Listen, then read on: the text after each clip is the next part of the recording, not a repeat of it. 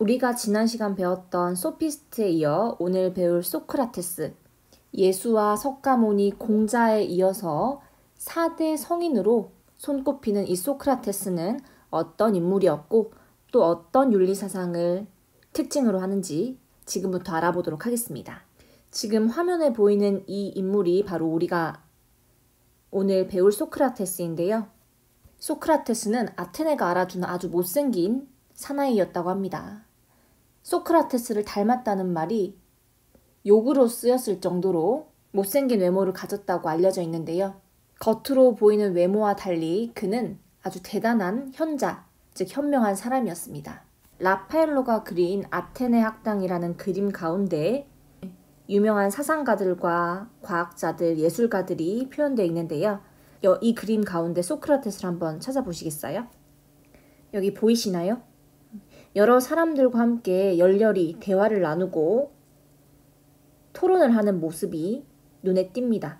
소크라테스보다 현명한 자는 없다라는 신탁의 내용을 듣고 소크라테스 본인은 그 신탁을 확인하기 위해, 즉 과연 자신보다 현명한 사람이 없는지를 확인하기 위해 길거리로 나섭니다. 시장통이든 길거리 한가운데든 어디서든 사람들을 붙잡고 이 그림 속에 있는 모습처럼 대화를 나누었는데요. 이때 소크라테스는 하나를 깨달았다고 합니다. 소크라테스 자신이 다른 사람보다 현명한 이유는 모든 사람들은 자신이 현명하다고 믿으면서 자기 자신이 얼마나 무지한지, 즉 자신의 무지를 깨닫지 못하는데 반면 소크라테스 본인만큼은 자기 자신의 무지, 자신이 무지하다는 것을 깨닫고 있다는 점, 이 점에서 소크라테스는 다른 모든 사람들보다 자기가 좀 더 낫다, 즉 자신이 아테네에서 가장 현명하다라는 걸 깨달았다고 합니다. 이것이 바로 우리가 이따 배우게 될 무지의 지, 내가 무지하다는 것을 깨달은 지혜, 무지의 지라고 합니다. 이후 소크라테스는 사람들에게 이 무지의 지를 깨닫게 해주기 위해 깨달음을 낳게 해주는 삼파를 자처합니다. 삼파라는 단어는 출산을 도와주는 사람이라는 뜻인데요. 사람들에게 무언가를 지혜를 나누어주고 주입하는 것이 아니라 그 사람의 내면 속에 잠재되어 있는 지혜를 이끌어준다. 마치 뱃속에 있는 아이를 출산하는 것처럼 지혜를 이끌어낸다라고 해서 소크라테스가 시장에서 사람들과 나누었던 대화법을 삼파술이라고 표현하기도 합니다. 거리를 쏘다니며 시장을 돌아다니며 사람들과 대화를 하고 그 사람들에게 자네가 얼마나 무지했는지를 깨닫게 했던 이 소크라테스. 물론 사람들 중에서는 자신의 무지를 깨닫고 부끄러워하고 반성하는 사람도 있었겠지만 소크라테스에게 악감정을 품고 앙심을 품은 사람들이 많았겠죠. 그래서 소크라테스는 젊은이들을 타락시키고 신성을 모독했다는 죄로 사형을 선고받게 됩니다.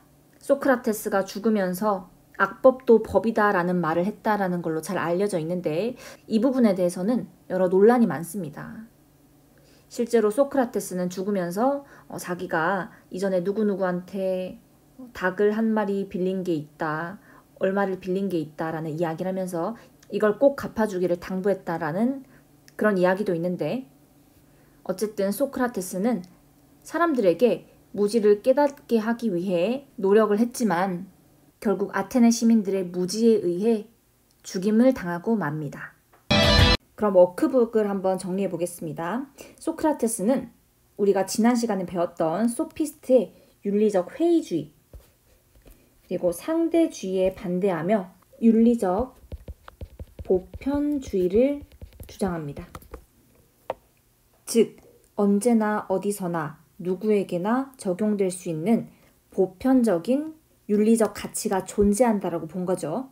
아래로 내려와서 소크라테스는 보편적이고 절대적인 진리가 존재함을 확신하고 이것을 인간만이 가진 이성을 통해 깨달을 수 있다고 보았습니다. 소크라테스가 남긴 가장 유명한 말은 아마 너 자신을 알라라는 말일 겁니다. 여러분, 나훈아라는 가수가 테스형이라고 소크라테스 이름을 딴 노래를 만들었는데 그 노래 가운데 너 자신을 알라던 하는 구절이 나오거든요. 소크라테스가 사람들에게 너 자신을 알라, 너 자신을 똑바로 알라 라는 말을 던지면서 강조했던 내용은 바로 사람들이 스스로의 무지를 자각하고, 즉 내가 얼마나 무지한지를 자각하고 진리를 추구해 나갈 것을 강조했다라는 것을 이 유명한 명언 너 자신을 알라라는 말 속에서 찾아볼 수 있습니다. 소크라테스 윤리사상에서 가장 중요한 단어는 아마 아는 것일 것입니다. 소크라테스는 사람들이 악행을 하는 이유, 나쁜 행동을 하는 이유가 바로 우리가 제대로 알지 못하기 때문에, 즉 무지하기 때문이라고 보았습니다. 그리고 우리가 무엇이 옳고 그른지 알기만 한다면, 즉 알을 가지고 있기만 한다면 결코 악행을 하지 않는다라고 이야기하면서 악행의 원인을 무지에서 찾았습니다. 소크라테스는 그 누구보다 아는 것을 강조했기 때문에 그의 사상을 주지주의, 즉 중요시 여겼다, 알을 중요시 여겼다라는 뜻에서 주지주의라고도 표현합니다. 소크라테스 주지주의 읽어볼게요. 알면서도 결코 악을 행하는 것은 있을 수 없는 일이다. 무엇이 옳고 그른지를 제대로 모르기 때문에 사람들은 악을 행한다. 그렇기 때문에 아는 것이 중요하다. 모르는 것, 즉 무지의 반대로 아는 것을 강조한 것이 바로 소크라테스의 주지주의입니다. 우리 여기에 조금 필기를 해볼까요? 주지주의의 화살표를 치고 악행은 무지의 결과이다. 즉 어떤 사람이 악행을 하는 이유는 바로 무지 때문이다. 무지가 악행의 원인이 된다.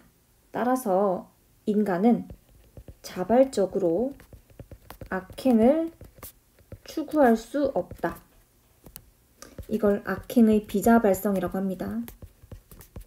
어린아이들이 아무것도 모르고 뜨거운 불이나 위험한 칼 같은 걸 만지는 것은 그 불이 얼마나 뜨겁고 칼이 얼마나 날카로운지, 얼마나 내 몸을 아프게 하는지를 알지 못하기 때문에 위험한 물건에 손을 대는 것이겠죠. 마찬가지로 소크라테스가 보기에는 악행을 하는 사람들은 그 악행이 얼마나 내 영혼을 파괴하는지 그것을 깨닫지 못하기 때문에 악행을 하게 된다라고 이야기를 합니다. 즉 악행은 무지해서다.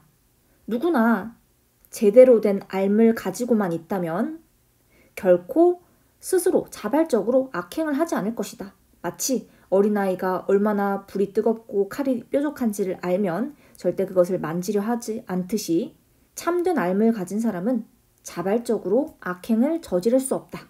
그래서 소크라테스는 의지의 나약함, 내가 무엇이 옳고 그른지를 알고 있는데 내 의지가 약해서 그걸 하지 못했어. 악행을 저지르고 말았어. 라는 의지의 나약함을 부정합니다.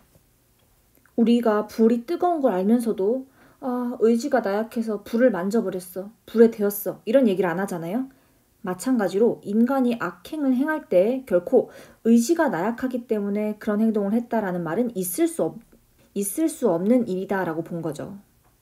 그러면 이 뒤에 나오는 지행합일이라는 개념도 바로 이해를 할 수 있습니다. 지행합일, 우리가 선을 알기만 한다면 우리는 곧장 그것을 행할 것이다. 즉 선에 대한 알미, 바로 실천, 행위로 그대로 곧바로 이어진다라는 뜻입니다. 우리가 알기만 하면 그것을 바로 행해하게 된다. 소크라테스가 보기에는 알미 그대로 실천 혹은 행위로 이어지기 때문에 의지가 나약한 의지로 인해 알미 실천 혹은 행위로 이어지지 못하는 그런 가능성은 존재하지 않는다라고 본 것이죠. 그리고 나아가서 소크라테스는 지덕복 합일이라고 해서 참된 알을 통해 우리가 덕을 쌓아 나갈 수 있고 이 덕을 쌓아 나갈 때 행복을 누릴 수 있다라고 하면서 알미 그대로 덕으로 이어지고 덕이 곧 행복으로 이어지는, 아는 것이 덕, 그리고 행복으로 이어지는 지덕복 하빌설을 주장을 합니다. 즉, 참된 삶을 가진 사람이 도덕적으로 살 수 있고 그 삶을 행복하다라고 말할 수 있다. 이것이 소크라테스가 이야기하는 지덕복 하빌설입니다. 오늘 소크라테스가 이야기한 여러 가지 개념들, 가장 중요한 것이 바로 아는 것, 우리가 참된 삶을 가지는 것. 소크라테스가 가장 강조했던 것이 무엇인지 이해가 가시죠? 그리고 아래에 내려와서 소크라테스가 사람들에게 무지를 자각할 수 있게 하는 방법으로 사용한 여러 가지 대화법들이 있습니다. 아까 초반에 잠깐 언급했었는데요. 삼파술, 즉 대화를 통해 상대방의 불확실한 지식을 참되고 바른 개념으로 유도하는 것을 삼파, 출산을 돕는 사람인 산파에 비유한 것을 삼파술이라고 하고요. 그리고 반어법, 상대방이 틀린 것을 깨우칠 수 있도록 반대 결론에 도달하는 질문들을 계속 던지며 진리로 이끄는 방법, 반어법 등이 소크라테스가 사용했던 대화법의 대표적인 사례로 제시되어 있습니다. 이 소크라테스의 사상은 이후 우리가 다음 시간부터 배우게 될 플라톤이나 아리스토텔레스 등 이성과 사유를 중시했던 서양 윤리의 흐름에 영향을 미치게 됩니다. 맨 아랫부분에 지난 시간에 배웠던 소피스트, 소크라테스의 공통점과 차이점을 한번 정리해 보도록 하겠습니다. 자, 소피스트와 소크라테스 모두 인간 중심의 철학을 그러한 흐름에 문을 열었다는 점에서 공통점이고요. 진리에 대한 입장은 소피스트는 상대주의, 주관주의 입장을 취했었다면 소크라테스는 절대주의, 보편주의를 주장했다는 것이 서로 상반되고 있습니다. 그리고 가치 판단의 기준으로 소피스트는 감각적 경험과 유용성을 강조했던 반면 소크라테스는 보편적인 이성 그리고 사유를 강조합니다. 소피스트는 이후 이어지는 소피, 에피, 경공실, 에피크로스, 즉 쾌락주의, 그리고 경험주의, 실용주의에 영향을 미치게 되고요. 반대로 소크라테스는 소플아스토, 이성적인 칸트, 소플아스토, 플라톤과 아리스토텔레스, 그리고 스토아학파, 금욕주의 스토아학파로 이어지고 이성적인 칸트, 이성주의와 칸트 사상으로 이어지게 됩니다.